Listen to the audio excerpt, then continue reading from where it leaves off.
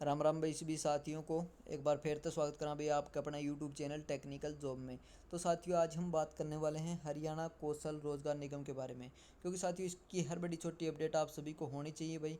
क्योंकि हरियाणा में जो पहले जो डीसी रेट पे या कॉन्ट्रैक्ट बेस पे जितनी भी भर्तियाँ आती थी वो भर्तियाँ अब डायरेक्ट हरियाणा कौशल रोजगार निगम के तहत की जाएंगी, और ये ना किसी एग्ज़ाम की मेरिट लिस्ट के आधार पर की जाएंगी। ये जिन कंडीशनों के आधार पर भर्ती की जा रही है उसके ऊपर हम चर्चा करेंगे।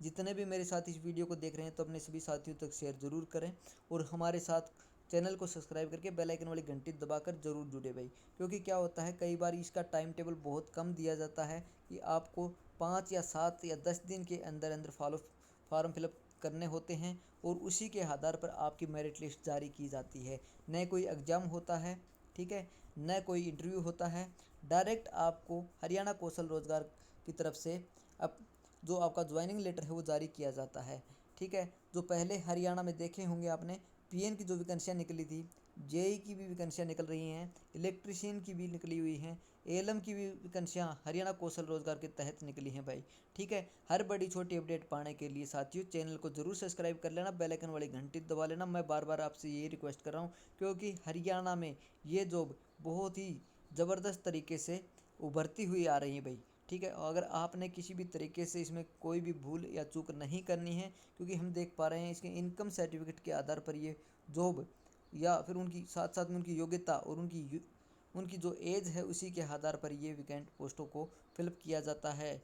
क्योंकि साथियों कई बार हम देख सकते हैं कि उनके अंदर टैलेंट भी है, ठीक है, उनके अंदर वो खूबियां हैं जिसके आधार पर वो रोज़गार पा सकते हैं, लेकिन किसी कारणवश वो साथी अपनी पारिवारिक स्थिति के कारण नहीं कर पा सकते हैं उस लेवल की तैयारी। लेकिन हरियाणा कौशल रोजगार निगम के तहत अगर आप में जुनून, आपके पास एक्सपीरियंस, आपके काम करने का तरीका, अगर आपकी इनकम को देखा जाए, आपकी एज को देखा जाए, सभी लिमिट इसमें रखी गई हैं। उसी के आधार पर हर बड़ी छोटी भर्ती हरियाणा कौशल रोजगार निगम कर रहा है भाई, ठीक है। हरियाणा कौशल रोजगार निगम की मैं बता देता हूँ, पीएन की वैकेंसियाँ निकली हुई थी भाई, कलरक की वैकेंसियाँ भी इसके अंदर देखने को मिली हैं, जेई की वैकेंसियाँ भी इसके अंदर मिली हैं, और फिलहाल जो कि असिस्टेंट लाइनमैन की भी वैकेंसियाँ इसमें हमें देखने को मिली हैं साथियों।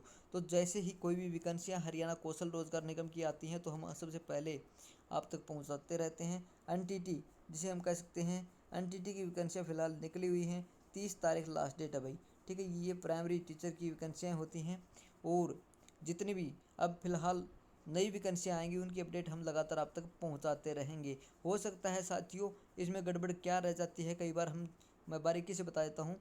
इसमें नंबर एक कंडीशन ये है, जितनी ज़्यादा एज होगी उसकी एज के हिसाब से आपको नंबर दिए जाएंगे भाई। इसमें लगभग 150 नंबर का क्राइटेरिया रखा गया था, पहले भी आपने देखा होगा, ठीक है। नंबर 2 इसमें देखा जाएगा आपकी फैमिली इनकम कितनी है, ठीक है।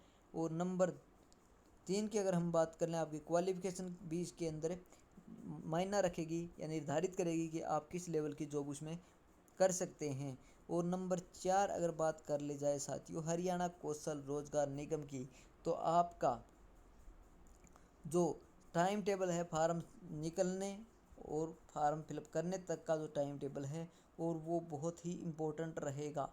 क्योंकि हम देख पाते हैं कुछ साथी लास्ट डेट का इंतज़ार करते हैं, उनके हाथ से मौका निकल जाता है, और फिर उसकी लिस्ट आती है उस समय उसको बहुत पछतावा होता है। पीछे हमारे मुख्यमंत्री साहब ने इसमें लगभग 776 कैंडिडेटों को इसमें ज्वाइनिंग दी थी भाई अभी पहले, और लगातार ये ज्वाइनिंग होती आ रही है। मैं तो बार बार रिक्वेस्ट कर रहा हूँ साथियों, अगर आप में अभी भी टैलेंट है, आपने फार्म फिलअप किया हुआ है हरियाणा कौशल रोजगार निगम का, तो आप भाई हरियाणा कौशल रोजगार निगम की हर बड़ी छोटी अपडेट कहीं से मिले कैसे भी मिले बस छीन लो भाई, ठीक है। मेरे का बताने का यही दायित्व है कि इसमें हर लेवल की वैकेंसियाँ निकलेंगी, हर लेवल की वो पोस्टें निकलेंगी, जहाँ पर आप अपना, मैं कहूँगा कि जो मिडिल क्लास फैमिली से हैं या जैसे अंत्योदय के तहत आते हैं, जिनकी इनकम 50,000 से कम है, ठीक है, वो अंत्योदय के अंदर आते हैं, उनको लगभग 50 नंबर एक्स्ट्रा मिलते हैं भाई।